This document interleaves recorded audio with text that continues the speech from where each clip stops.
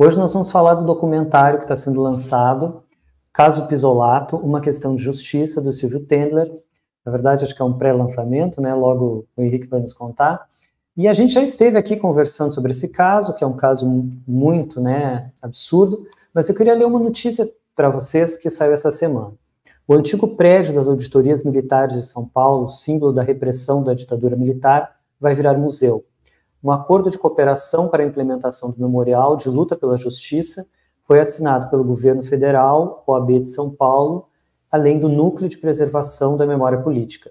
De acordo com o Núcleo Memória, as auditorias militares eram órgãos de primeira instância da Justiça Militar que atuaram ao lado das demais instituições associadas à segurança pública, como o DOI-CODE, na fronte de guerra contra a subversão.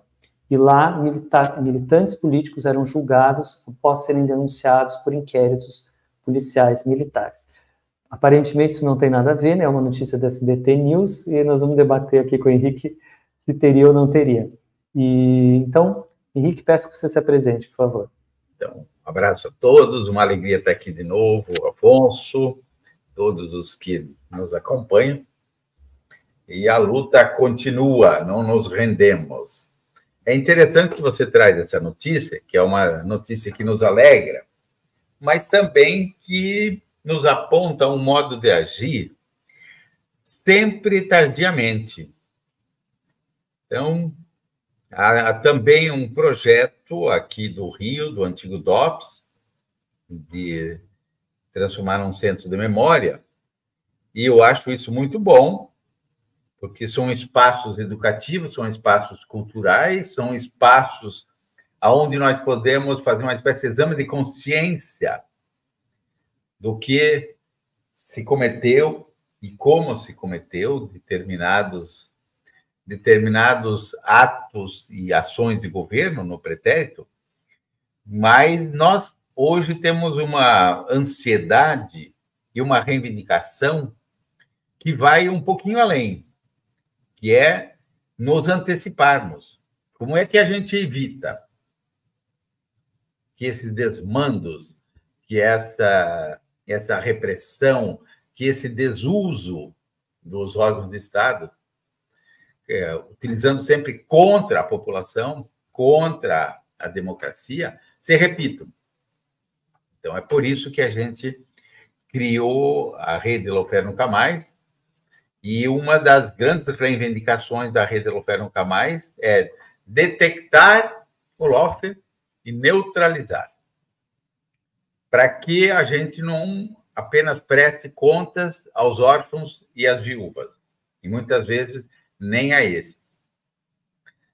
Então, esse é eu diria assim, um dos desafios que nós temos para evitar que a história se repita sob a forma de tragédia.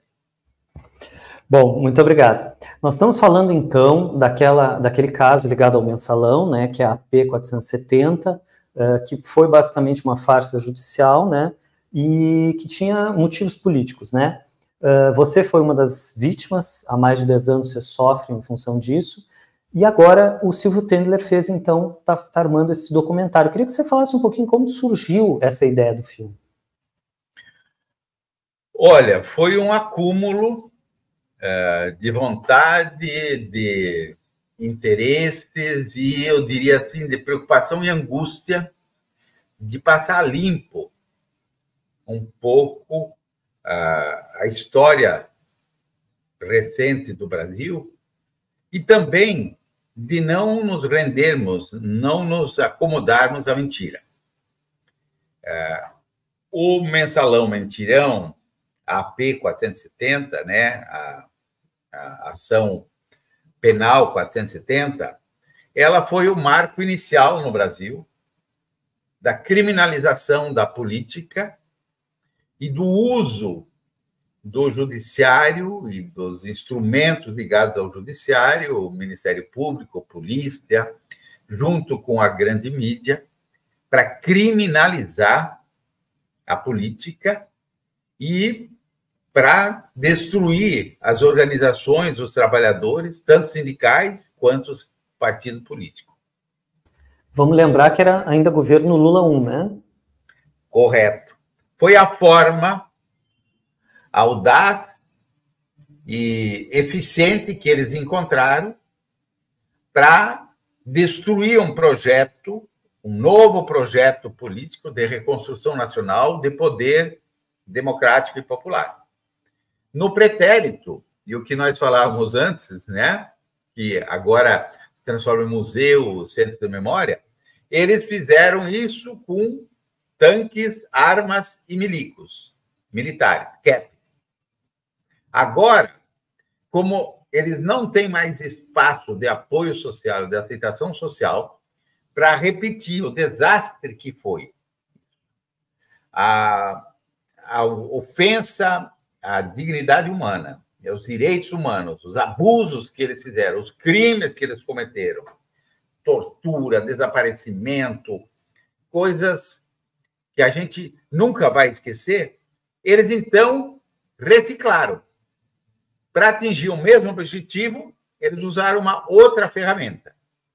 O que antes faziam os militares, os tanques, os canhões, as baionetas, agora eles fazem com o judiciário, usando as togas e as canetas. Mas o propósito e o resultado final é o mesmo, muitas vezes com consequências até piores. A destruição do Estado brasileiro, os conflitos que eles geram, e principalmente o entreguismo, a submissão às potências internacionais, aos grandes corporações internacionais que vêm aqui nos roubar há 500 anos, o resultado agora, com o que nós chamamos de lawfare, que é uma palavra em inglês, quer dizer guerra através da justiça, usar a justiça para o que antes se fazia com armas, fazer guerra com a justiça, o resultado de destruição é até maior. O número de vítimas, inclusive, é até maior. Porque no seu caso, envolveu até o Supremo, né? E você, na verdade, já começou na terceira instância, uma coisa muito louca, não foi? Eles utilizaram exatamente o Supremo para testar a metodologia e criar protótipos. Para depois que o Supremo faz, as outras instâncias estão autorizadas a fazer também. É a mesma coisa. Depois que o Papa fez guerra, os bispos, os cardeais, as paróquias também vão fazer guerra. Assim foi na época das cruzadas. E eles, então, fizeram a modelagem, fizeram o protótipo, ultrapassaram todos os limites da legalidade.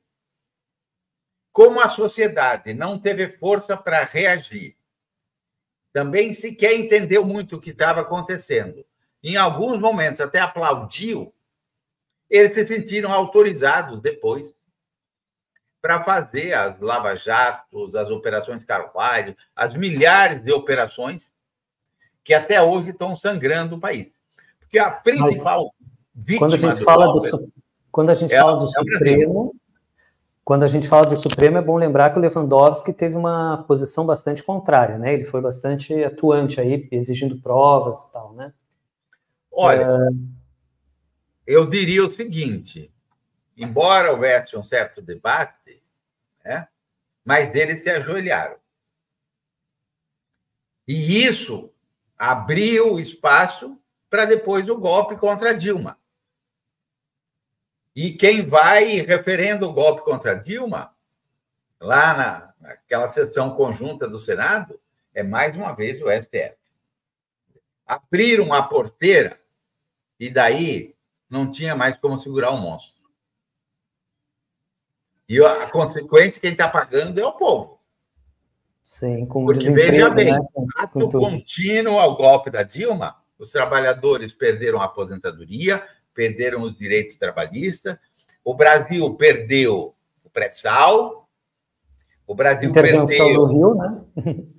O Brasil perdeu a Eletrobras, o Brasil perdeu a base de Alcântara, o Brasil perdeu toda uma política de meio ambiente, de proteção de ecossistemas, O Brasil foi pirateado e continua sendo pirateado. Se desmontou o Estado brasileiro, se implantou uma política de ódio e de conflitos no Brasil que nós vamos levar anos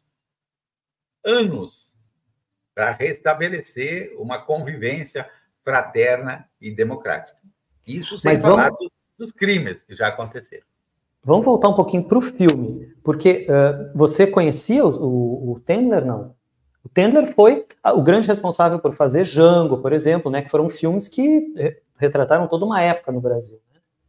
Olha, a gente já tinha se encontrado, mas, assim, socialmente, um amigo comum que aparece, inclusive, no filme, que foi vice-presidente do banco à época e que não se conformou com o que aconteceu, o Cerqueira César, que já conhecia e tinha uma relação de mais proximidade com o Silvio, ele que motivou e trouxe o Silvio para conversar, e à medida que o Silvio foi entendendo, pesquisando, e, eu diria, tendo conhecimento do que aconteceu, ele, então, decidiu de que um cineasta não poderia... Um cineasta, eu diria, do porte dele, da estrutura dele, documentarista, não poderia ficar calado e se acomodar diante disso. E é por isso que ele, inclusive no início do documentário, ele faz uma comparação muito inteligente com o caso Dreyfus, Tenente Dreyfus, que também, na época, na França, né, um jornalista se rebela contra a injustiça, o Émile Zola, e resolve não ficar calado. E usa, né, a imprensa para denunciar as injustiças e para promover a justiça. E ele, então, diz, olha, como cineasta, como militante, como a imprensa e o cinema não podem se dobrar e ser cúmplices das injustiças. Aí ele escolhe o meu caso, que era o caso mais emblemático, que ele tinha todas as evidências de como eles estruturaram esse golpe, essa mentira, e começa a montar. Então, são horas e horas de gravação, tem muito material. Por enquanto, a gente tem essa primeira, um pouquinho mais de meia hora, mas há material para fazer minissérie, para detalhar, inclusive, uma série de eventos de como o Brasil caiu no conto do vigário, numa arapuca, e estamos pagando uma conta que ainda não foi saldada. E essas pessoas que foram entrevistadas, ele foi procurar, foi uma pesquisa, quem são essas pessoas entrevistadas? Olha, na realidade, são muito mais pessoas. Ele fez uma espécie de seleção a partir do momento de que pessoas já tinham até se manifestado, outras que foram contactadas. Você tem, por exemplo, o Dallari, né? Dalmo Dallari, ele já tinha se manifestado, inclusive, à época. Foram pessoas que não entraram nessa onda midiática do Maria vai com as outras e do Oba-Oba, pessoas que estão formulando, você vê que são juristas, jornalistas, intelectuais. Ele preferiu não trazer políticos. Não sei se você observou que ele disse, olha, político parece... fica sempre aquela dúvida, né? Ele não tem autoridade de dizer eu aqui não estou fazendo uma defesa parcial. Então, ele traz juristas, ele traz jornalistas, ele traz intelectuais, pesquisadores, quer dizer, pessoas que são inquestionáveis sobre o seu saber, sobre a sua autoridade, seu entendimento sobre o assunto. Mas eu diria que tem muito mais, quem sabe para um segundo momento, porque foi muita gente que se dispôs a falar, a colaborar, e nem todos dava para utilizar nesse curto espaço. E foi realmente um julgamento muito midiático, né? Ele foi não só noticiado, né, muito, mas também foi televisionado, não é isso? Pela TV Justiça? Foi uma espécie de passatempo de novela, porque isso faz parte da estratégia, Afonso. É você condenar antes pela mídia, porque daí não precisa ter nem base legal, nem base documental. E daí você já queimou, você já destruiu a pessoa. Primeiro, porque moralmente essa pessoa fica desestruturada, ele passa a ser um inimigo da sociedade, que é essa a estratégia, transformar ele num inimigo público. Então, a capacidade de reação fica debilitada, e a partir daí pode-se tomar qualquer decisão. Fica muito fácil para o juiz condenar, porque a reação não será nula. Isso, inclusive, o Papa Francisco diz em 2019, numa reunião que ele faz com juristas e juízes, dizendo: cuidado com o lawfare, que é uma estratégia exógena, é uma estratégia que vem de fora para minar as democracias populares, que trabalha junto com a mídia, criminalizando as lideranças populares, as lideranças representativas dos trabalhadores, do povo humilhado, para facilitar o trabalho dos juízes, que depois vêm e só confirmam a sentença. Então, há uma distorção, uma corrupção nas duas pontas. Tanto da mídia, que faz o trabalho sujo, como fazia na Idade Média. Na Idade Média era quem? Eram os infiéis.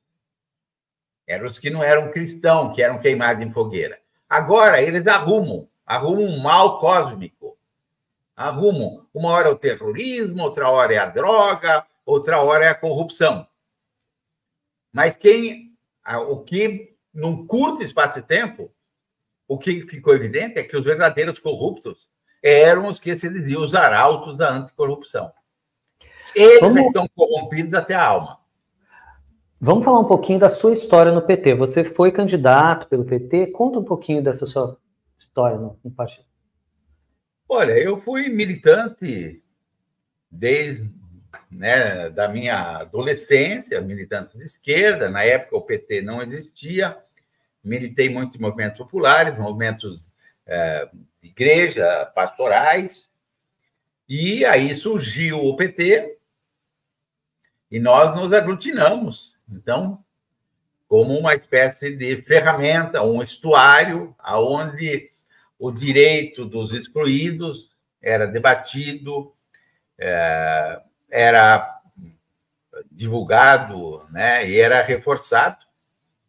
Na sequência veio a CUT, a gente também foi trabalhando e defendendo o fim da ditadura militar, anistia para os presos políticos, uma nova Constituição, direitos para os trabalhadores, terra para quem tem terra, melhores salários, melhores condições de vida, e um Estado com uma visão de bem-estar social, um Estado a serviço do mais fraco e do mais pobre.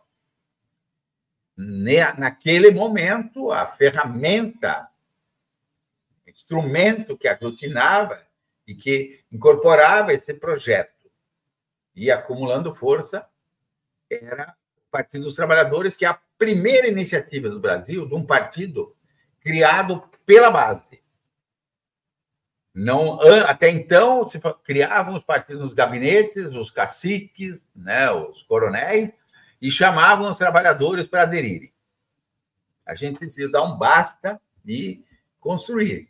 E nesse processo de construção, eu desempenhei N funções. Desde ser militante de base, coordenador de núcleo no local de trabalho, candidato a prefeito, naquelas eu diria, aqueles projetos que a gente tinha de que é importante divulgar o nome do partido. Mesmo que você saiba que é uma aposta praticamente inviável a nível eleitoral, mas vamos utilizar esse espaço para levar o nome do partido, as propostas do partido e divulgar. E, aos poucos, a gente foi conseguindo acumular e construindo o partido, crescendo, organizando diretórios, adesões, organizando sindicatos, fundando sindicatos, preparando e dando espaço para lideranças, formando lideranças, tanto no campo quanto na cidade, organizando movimentos de mulheres, organizando movimentos sem terra, dos atingidos por barragem, dos excluídos de uma maneira geral, né? Desde os povos originários até a questão dos negros, dos imigrantes, dos migrantes, dos nordestinos, e chegamos à presidência da República. Não foi um estalo, não foi um desligar da tomada.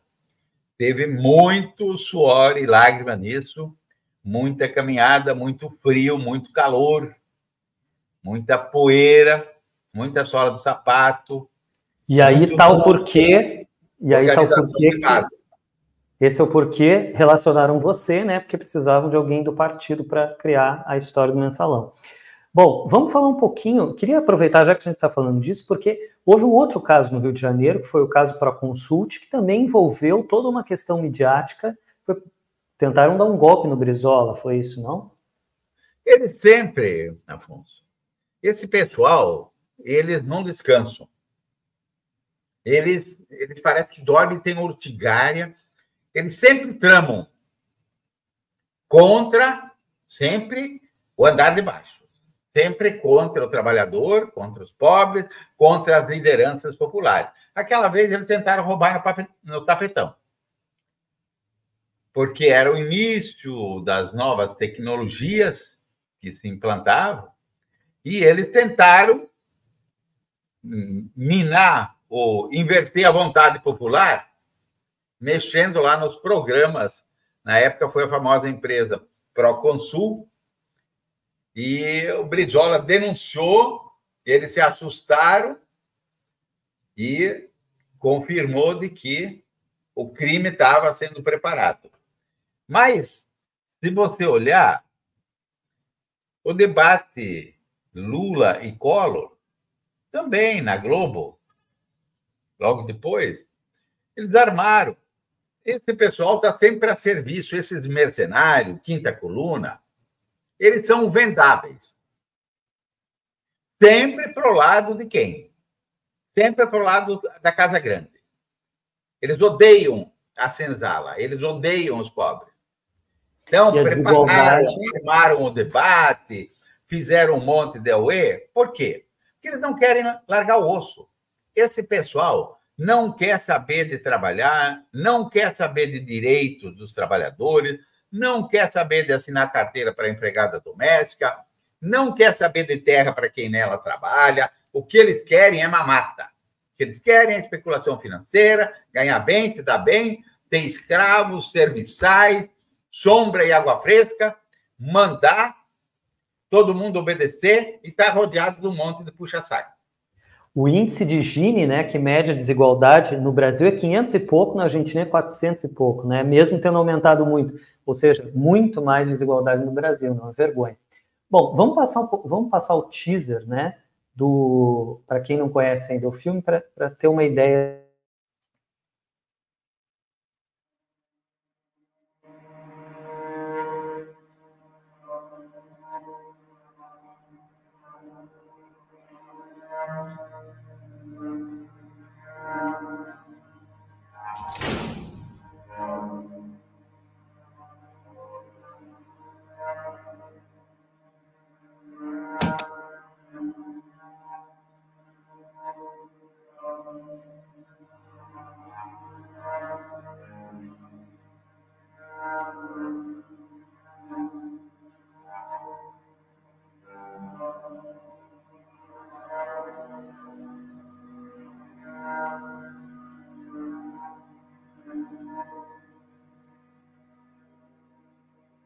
Eu tenho certeza de uma coisa: eu sou inocente e gostaria que os que me condenaram provassem que também são inocentes.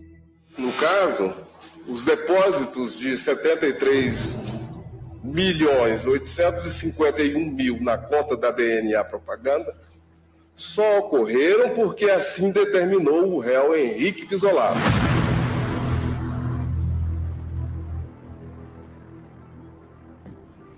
Dentro de uma parceria do judiciário, dos setores do judiciário, com a imprensa corporativa, se transformou ficções, fake news, ou, falando português, mentiras em verdade. A defesa trouxe prova documental, prova testemunhal e prova pericial durante o contraditório para demonstrar que os recursos eram privados da empresa privada CBMP, Companhia Brasileira de Meios de Pagamento, que usava o nome de fantasia de VisaNet. O dinheiro que o Joaquim Barbosa disse que era do Banco do Brasil, não era do Banco do Brasil, era da VisaNet.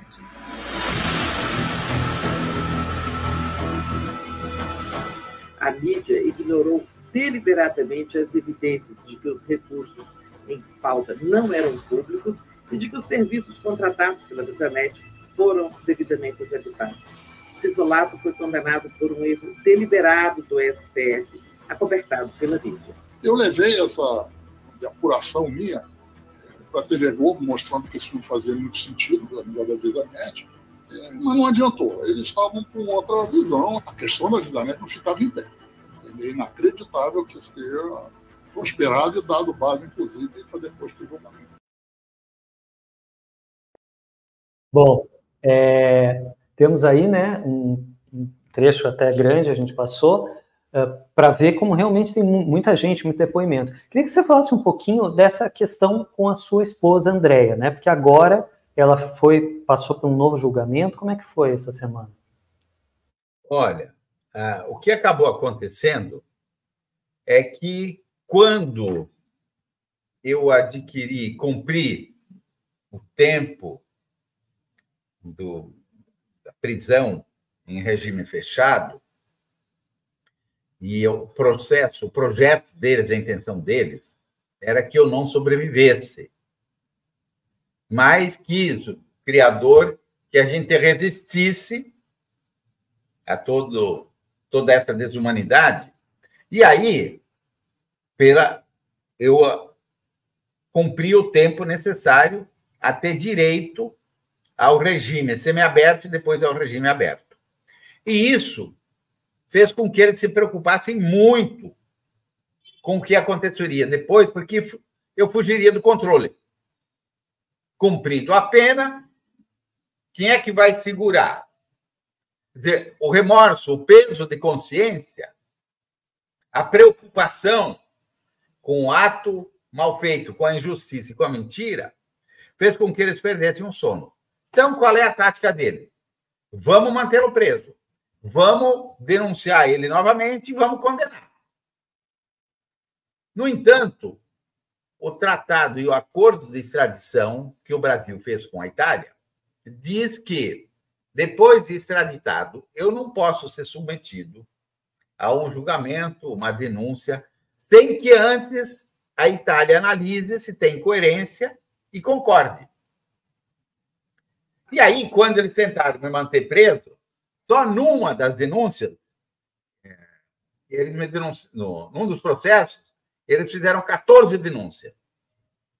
No outro, mais 6 ou 7. Aí eu requeria que mandasse para a Itália, porque a Itália acompanhou todo o meu processo aqui, e a Itália dizia, olha, isso não tem lógica, não tem evidência.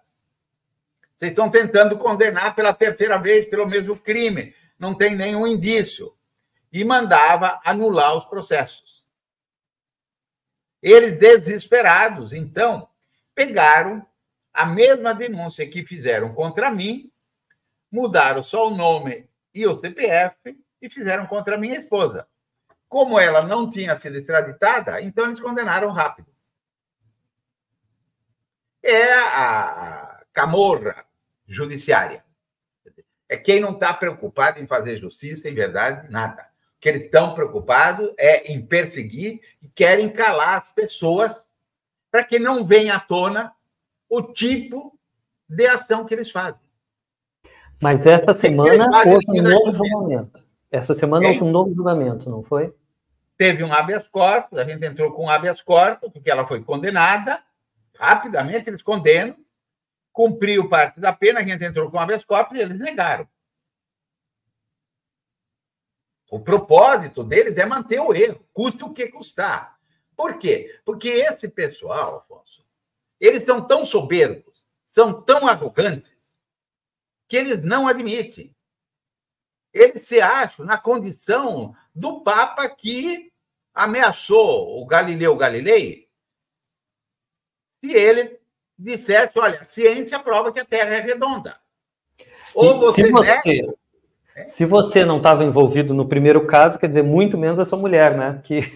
Que nem trabalhava no Banco do Brasil. Né? Mas o que é que eles querem? É dizer, olha, vamos manter ele sobre a tutela.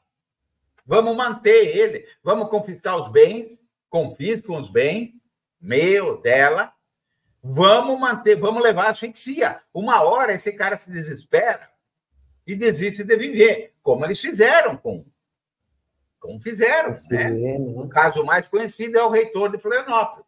Então, são 8, parece, né? 8 mortes. É uma justiça delinquente. Queria que você falasse um pouquinho sobre esse grupo, então, que foi fundado, o Lawfare Nunca Mais. Vou mostrando aqui o site deles. Olha, o que esse sofrimento todo, essa luta pela resistência, por não se entregar, acabou nos levando a encontrar outras pessoas que estavam passando por fatos similares ou até idênticos e que também estavam sendo moídos e massacrados dentro dessa estrutura de fazer guerra através do judiciário. E aí, na época da ditadura, o que mais denunciou a ditadura foi o projeto do Rabino Subel, e do pastor Weber, e principalmente Dom Paulo Evaristo Ar, chamado Tortura Nunca Mais, projeto Brasil Nunca Mais.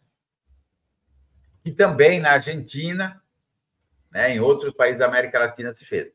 Foi inspirado nesse, né, com uma espécie de plágio que nós, depois de muito conversar, decidimos criar, então, o Lawfare Nunca Mais, que hoje é uma rede, então é uma entidade com o CNPJ, que passou a ser uma espécie de ponto de encontro de centenas e centenas de vítimas que antes se sentiam só, que sequer entendiam o projeto político que tinha por trás disso. Para você ter uma ideia, já tem 4 ex-governadores participando, tem algumas dezenas de prefeitos, tem centenas de dirigentes sindicais, tem secretários de Estado, secretários municipais.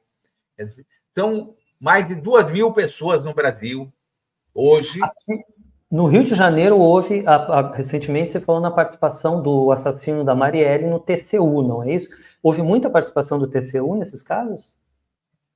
Olha, o TCU faz parte desse bloco. Não vamos esquecer que o golpe contra Dilma começou por uma denúncia fraudulenta do TCU, que inventou a tal das pedaladas fiscais. Então, os órgãos de controle, os tribunais de conta, nos estados, nos municípios e da União, eles são um agente que atua combinado para levantar determinadas suspeitas, e daí o Ministério Público, em cima disso, faz a denúncia, e aí o Judiciário aceita e condena as pessoas. E aí você cria uma morte civil das pessoas. Essas pessoas não podem mais concorrer a cargos públicos. Muitas vezes, né, as pessoas se desesperam. Muitos ficam doentes. as famílias ficam completamente desorganizadas. Então, eles usam todas essas ferramentas porque é uma guerra, Afonso. É uma guerra. Eles usam a imprensa, eles usam tudo que há de desonesto, de desumano, sem limite. Toda a pompa, todo o espetáculo midiático, porque o ideal para eles é que a pessoa entre numa condição tal de desestruturação e que morra ou tire a vida. Porque daí aquilo passa a ser verdade. Vocês estão fazendo vários lançamentos aí, né? Eu queria que você falasse um pouquinho desse livro, por exemplo, que está saindo, que é o Lawfare, A Voz das Vítimas.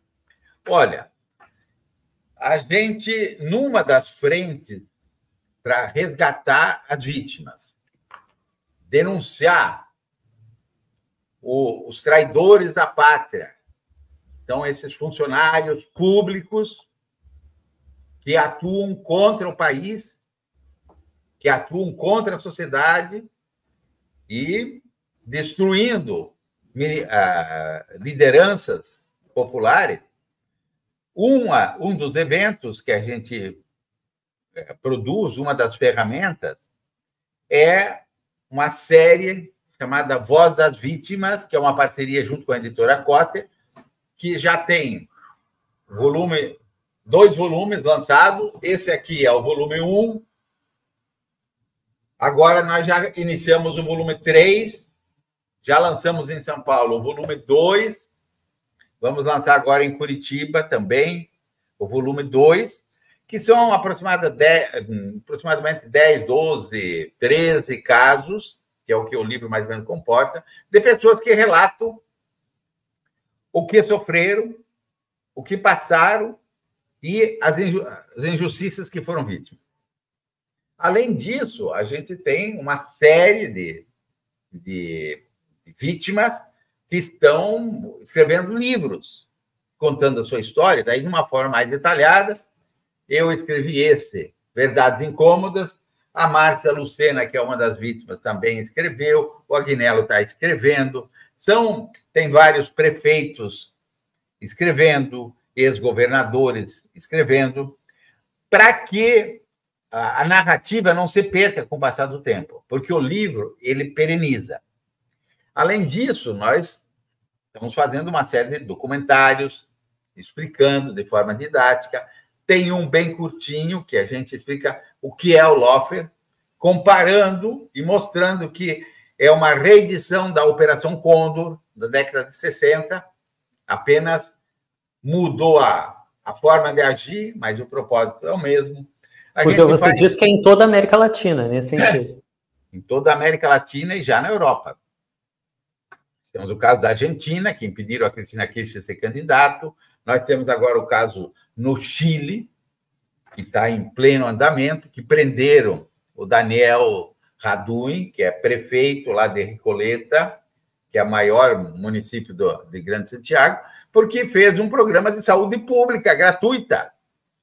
E aí, os vendedores de remédio, os urubus da vida humana, junto com o judiciário, acharam um crime naquilo, prenderam, confiscaram os bens. Nós tivemos o caso da Bolívia, que agora teve mais de uma tentativa. Nós temos o caso do Peru. Nós temos, no Peru, inclusive, que levou à morte do Alan Garcia. Nós tivemos o caso do Paraguai, do Lugo. Nós tivemos o caso da Guatemala. Estamos tendo a todo momento. Nós tivemos o caso do Sócrates em Portugal, do José Sócrates, agora, inclusive, o golpe do Antônio Gomes, da denúncia que trocaram o nome, a tentativa na Espanha. Nós tivemos o caso da França, da Aston, a gente teve o caso em Singapura, e está tendo essa nova forma de fazer pirataria, de roubar os mais fracos, utilizando os traidores dentro do próprio Estado. Sem falar da engenharia brasileira, né? Não sobrou pedra sobre pedra. Antes, a gente precisava do Exército para cuidar das fronteiras, né? Porque eles entravam pelas fronteiras e invadiam o país. Hoje, não, eles atuam por dentro. Eles já cooptaram setores do Estado, da máquina pública, do funcionalismo público, que fazem um serviço a favor deles e contra o país. Foi assim que a gente entregou, foi assim que eles nos roubaram o pré-sal. Sim. Não vamos nem falar da questão, né, envolvendo judiciário, bicheiros e tal, que a gente sabe que rola aí.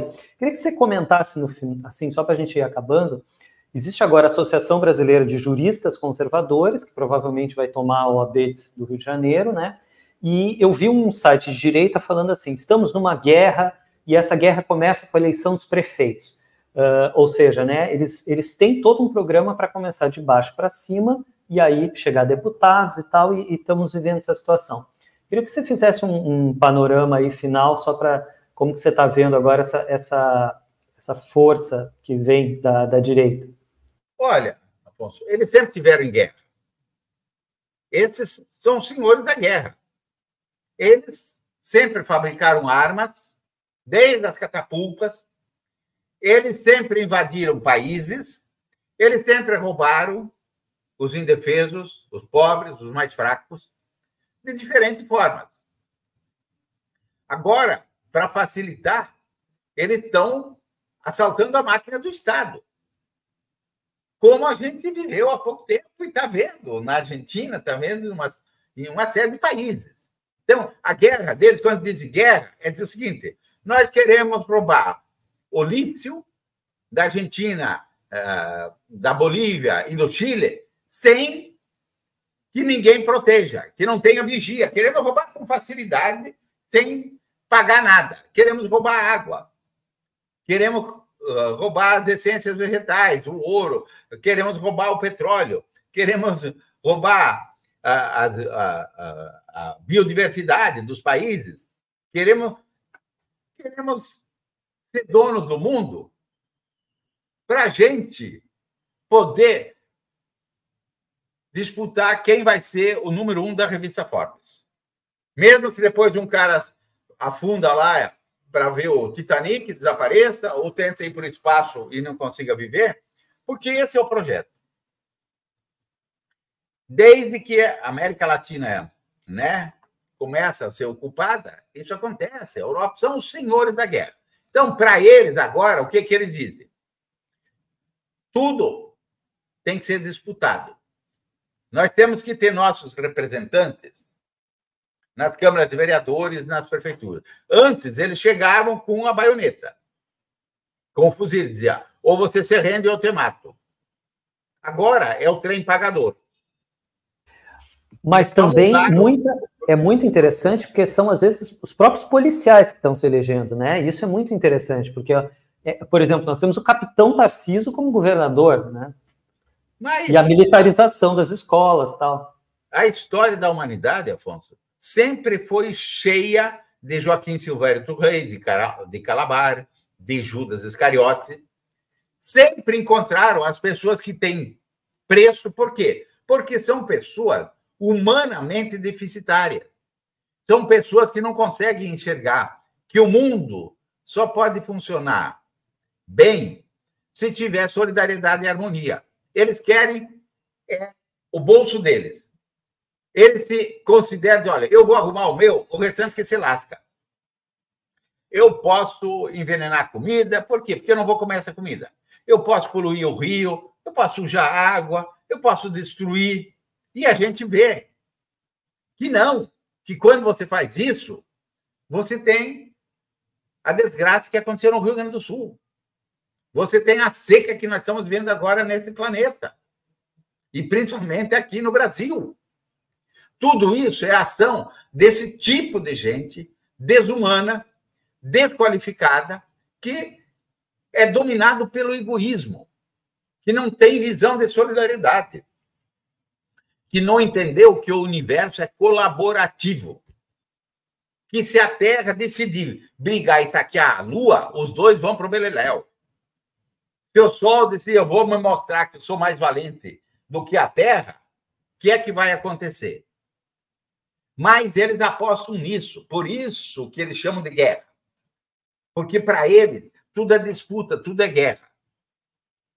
E nós dizemos não. Esse planeta só vai dar certo quando existir colaboração, quando existir solidariedade, quando um ajudar o outro e para que todos se deem bem. Eles dizem, não, eu vou saquear, eu vou tomar a força.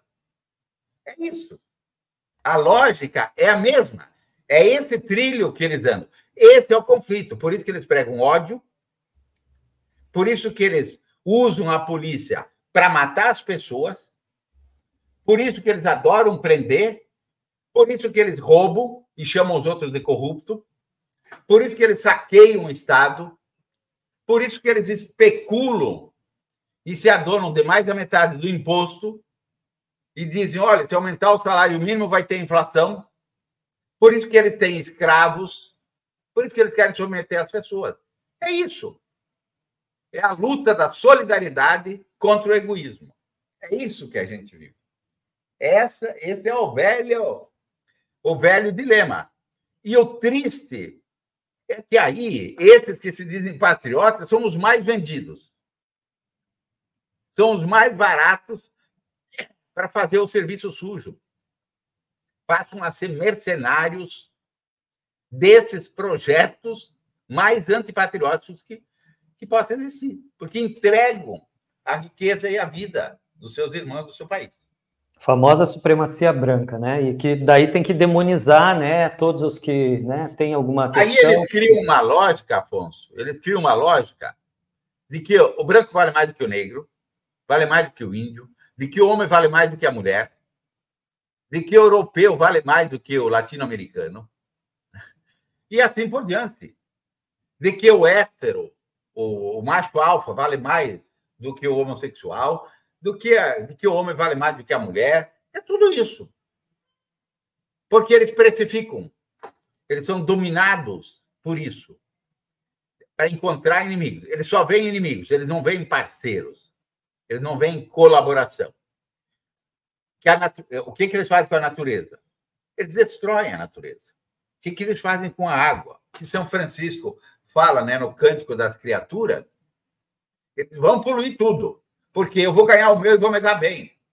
E chega um determinado momento que aí dá para todo mundo, porque o cara vai especular, faz especulação imobiliária, aí não tem mais espaço para o rio passar, e aí o rio Taquari, o rio dos Sinos, o rio Caí, diz, ó, dá licença que eu vou passar aqui e vou levar tudo que está na frente, inclusive a loja da Havan e a Estátua da Liberdade, seja lá o que for. Aí o pessoal começa, né, a buscar o quê nisso? Foram eles que fizeram. E eles sabiam. Daí vem a história do civil, salva civil, né? Pisolato, nós vamos ter que encerrar. Agradeço muitíssimo a sua participação, sempre assim muito importante a gente trazer essa história, né? Desejo muito sucesso aí ao documentário que está sendo finalizado e ao Silvio Tendler, sua equipe. E a você e a Andréia, um grande abraço. Obrigado. Divulguem. Esse documentário se propõe a ser uma ferramenta para ajudar as pessoas a entender que elas têm direito, que nós nascemos para ser felizes, e não para ser humilhados. E que quem atua, o Estado que atua para favorecer os mais fortes, está errado. O Estado tem que estar do lado do mais fraco, assim como a justiça, né? Assim como todos nós. Vamos à luta, porque não vamos dar esse gostinho de se entregar para esses bandidos e traidores. Muito obrigado. Quem quiser, deixe suas perguntas aqui embaixo, seus comentários, porque esse programa está sendo gravado, né? Então, a todos, muito obrigado. Henrique, uma boa noite. Até mais.